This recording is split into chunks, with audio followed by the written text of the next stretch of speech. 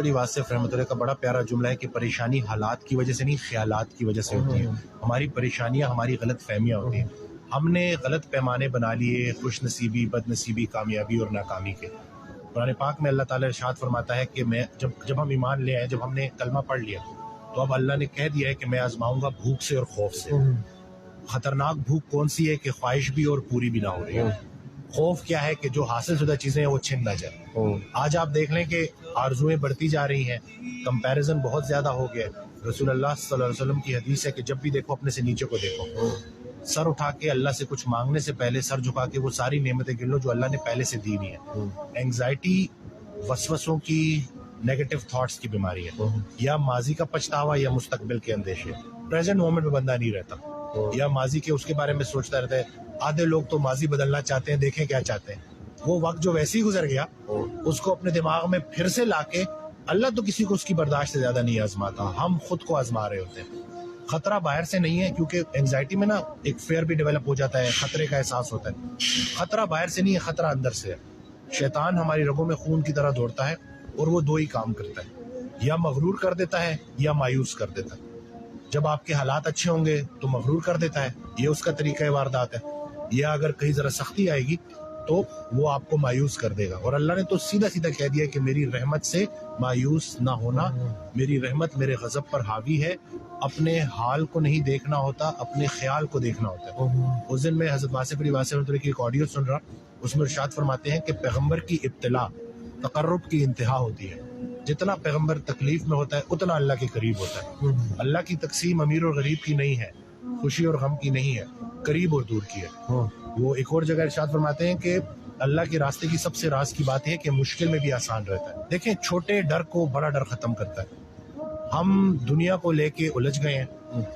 رسول اللہ صلی اللہ علیہ وسلم کی حدیث ہے کہ یہ دنیا جو ہے نا کافر کے لیے جنت ہے اور مومن کے لیے قید خانہ ہے. ہم نے جو ہمارا مضمون تھا نا وہ ڈپارچر کا تھا، ہم ارائیول کو لے کے بیٹھ گئے اور یہاں سے نکلنا ہی نہیں چاہتے. قید خانے کی سب سے بڑی نشانی یہ ہوتی ہے کہ جب بھی انسان اس سے نکلے تو خوشی خوشی نکلے. تو فضل یہ نہیں ہے کہ انسان موت سے بچ جائے، فضل یہ کہ موت آسان ہو جائے. جو زندگی اللہ نے رکھی ہے آسانی کے ساتھ، اللہ کی ذکر کے ساتھ، رسول اللہ صلی اللہ علیہ وسلم کی محبت کے ساتھ اور انسان کی خدمت کے ساتھ گزرے. یہ جو ہم آرٹیفیشل ہو گئے نا، مصنوعی ہو گئے، کہ جیسے ابھی آپ نے بڑی پیاری بات کی کہ آدھا مسئلہ تو سننے سے حل ہو جاتا ہے. ہم سفر ہم خیال ہو جائے تو منزل آسان ہو جاتی ہے. اکثر آپ ہاسٹل لائف مجھے یاد آتا ہے کہ آپ لیٹے ہوئے ہو اور آپ نے کوئی ضروری جو ہے چیزیں لینے جانا ہے اور آپ کہتے ہو کہ دوست کو کہتے ہو کہ یار میں نے بازار تک جا رہا ہے لیکن بڑا تھکا ہوں، اور وہ ایک دم سے کہتے ہیں کہ چل یار میں بھی تیرے ساتھ چلتا ہوں. وہ بس اتنا کہہ دینا کہ چل یار میں بھی تیرے ساتھ چلتا ہوں تو پتہ نہیں کہاں سے ہمت آ جاتی ہے. تو ہم انسان جو ہے نا انسانوں کے لیے بنے ہیں، انسانوں کی خدمت کے لیے بنے ہیں. ہم مطلب لوگوں نے کیا کیا ہے، لوگوں نے انسانوں کو رد کر کے ان مشینوں کا سہارا لیا. جم کو میں اسی لیے بھی ریکمینڈ کرتا ہوں کہ جم میں ایک سوشل سپورٹ بن جاتی ہے. ایک جم کا اپنا انوائرمنٹ ہوتا ہے، آپ ریگولر بیسس پہ آ رہے ہوتے ہو، سلام دعا بھی لوگوں سے ہو رہی ہوتی ہے، مرر میں آپ کو جو ہے ریزلٹس بھی نظر آ رہے ہوتے ہیں. تو یہ اس وجہ سے نا وہ ایک سپورٹ مل جاتا ہے ان اینگزائٹی ڈپریشن کے پیشنٹس کو کہ جو گھر میں ایک جگہ ایک کونے میں بیٹھے ہوئے ہیں.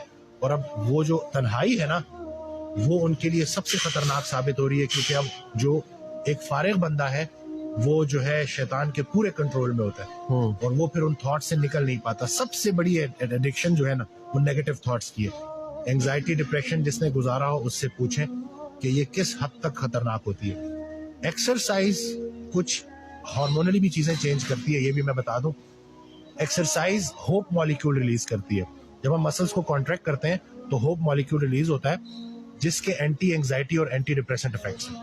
یہ جو لیکٹک ایسڈ ریلیز ہوتا ہے جو ہمارے جب ہم رننگ کر رہے ہوتے ہیں یا ایکسرسائز کر رہے ہوتے ہیں اور ہمارے مسل جل رہے ہوتے ہیں، یہ لیکٹک ایسڈ پروڈیوس ہو رہا ہوتا ہے. یہ لیکٹیٹ برین میں جا کے اینٹی اینگزائٹی افیکٹ دیتا ہے. تو یہ جو ایکسرسائز ہے نا کہ مشقت، یہ تھوڑی دیر کے لیے تو ہمیں ذرا بھاری لگتی ہے لیکن اس کے جو مینٹل ہیلتھ کے اوپر بینیفٹس ہیں نا وہ کوئی بھی جا کے دیکھ سکتا ہے، ریسرچ آرٹیکلز پڑھ سکتا ہے کہ دنیا کتنا اس کے اوپر کام کر رہی ہے. ہمیں تو دین اسلام اللہ نے دیا تھا جو ہماری اسٹرینتھ تھی، ہم انفارچونیٹلی اس کو سمجھ نہیں پائے. قرآن ہم نے ترجمے سے نہیں پڑھا اور ہماری شاید وہ پرائیورٹیز ہی چینج ہو گئی ہیں کہ ہم جو اصلی خوشی ہے نا اس کو نہیں محسوس کر پاتے اور ہم نے بے جان چیزوں میں اپنی جان اٹکائی ہوئی ہے. اس لیے بیماریاں اور یہ پریشانیاں آ گئی. جتنا آپ اللہ کے قریب ہوگے اتنا آپ انسانوں کے قریب ہوگے. بلکہ حضرت واصف علی واصف رحمۃ اللہ کی ایک آڈیو میں نا بڑی انہوں نے پیاری بات کی کہ جب بھی رات کو سونا, اللہ نے تمہیں کسی مقصد سے بھیجا, بے مقصد نہیں بھیجا. تو رات کو سونے سے پہلے خود سے کویشچن کیا کرو کہ کیا میری ذات لوگوں کے لیے بے ضرر ہے؟ اگر ہے تو مبارک ہو, دین کی ابتدا ہو گئی. پھر اگلا کویشچن کرو کہ کیا میری ذات سے لوگوں کو نفع ہو رہا ہے؟ اگر تو جواب ہاں میں ہے تو مبارک ہو, دین مکمل ہو گیا. دین کی ابتدا بے ضرر ہونے سے ہوتی ہے اور انتہا فائدہ بخش ہونے سے ہوتی. تو یہ ہم نے نا اس چیز کو لے کے چلنا ہے. اور یقین جانے میں خود اپنی جرنی بھی شیئر کر چکا ہوں. میں نے 3 ایئرز انگزائٹی کے ساتھ گزارے ہیں اور اس پورے پروسیس میں نا میں نے بڑا کچھ سیکھا. کیونکہ انسان وہ کہتا ہے نا ڈوبتے کو تنکے کا سہارا, تو چھلانگے مار رہا ہوتا ہے, کچھ نہ کچھ ڈھونڈ رہا ہوتا ہے. تو اسی دوران میں نے بڑی چیزیں سیکھی. وہ راحت جو تمہیں سلا رہی ہے اس سے وہ تکلیف بہتر ہے جو تمہیں جگا رہی ہے.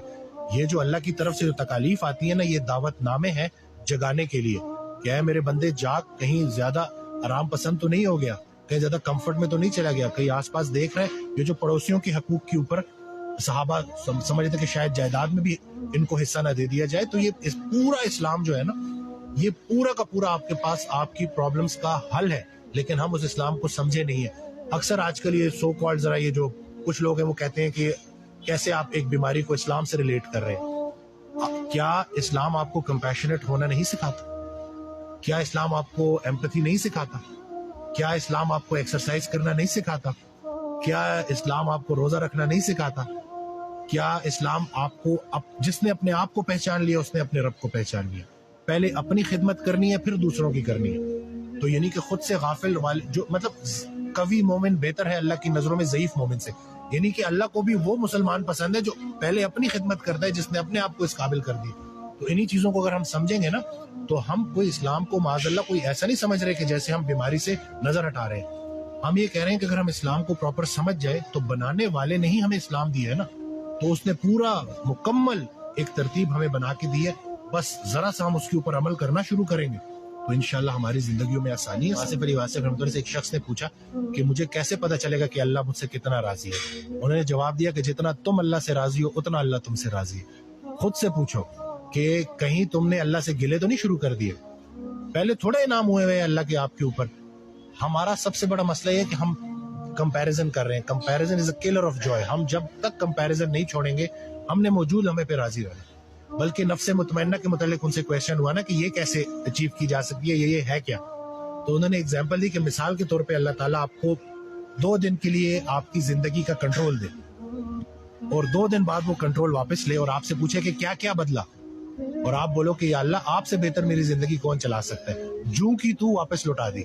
تو یہ نفس مطمئنہ ہے. اور یہ اگر ہم سمجھ جائے نا کہ اللہ تعالیٰ ہمیں جس مشکل سے گزار رہا ہے, نہیں آتی کوئی پریشانی اس وقت تک جب تک وہ بڑی پریشانی کو ٹالنے نہ آئی ہو. ایمان وسوسے کی نفی کرتا ہے. جتنا اے ایمان والوں مزید ایمان لے کے آؤ. یہ کیوں ہے؟ کیونکہ جب تک یہ لائف ہے نا, ٹرائلز آتے رہیں گے, مشکلات آتی رہیں گی, آسانی آتی رہے گی. جس نے اندھیرا نہیں دیکھا وہ روشنی کو کیسے دیکھ پائے گا؟ یہ دونوں, خیر کا خالق بھی اللہ ہے, شر کا خالق بھی اللہ ہے. بہت سارے لوگ نا جو گناہوں میں مبتلا ہو جاتے ہیں اور پھر وہ نا امید ہو جاتے ہیں, کیونکہ گناہ کے ذریعے شیطان کیا کرتا ہے کہ آپ کا دعاؤں پر سے یقین چھین لیتا ہے کہ اتنے گناہ ہو گئے اب کیا ہو سکتا ہے.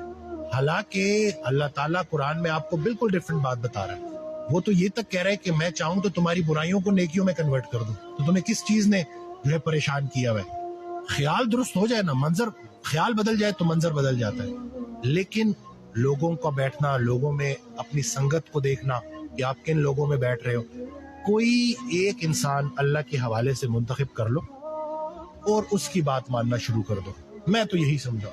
بلکہ وہ اکثر کہا کرتے تھے کہ جو صرف اللہ کو مانتا ہے نا اور انسانوں کو نہیں مانتا وہ شیطان بھی تھا. جب اللہ نے کہا کہ سجدہ کر, نے کہا میں نہیں کرتا, میں صرف آپ کو مانتا ہوں. ٹھیک ہے, تو راندہ درگاہ ہو گیا.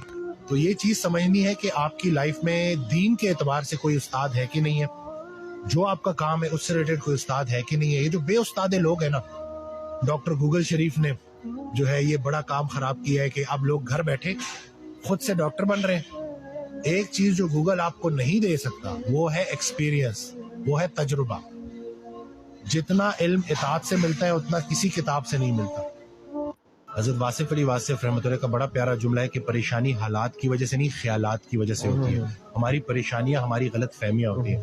ہم نے غلط پیمانے بنا لیے خوش نصیبی، بد نصیبی، کامیابی اور ناکامی کے.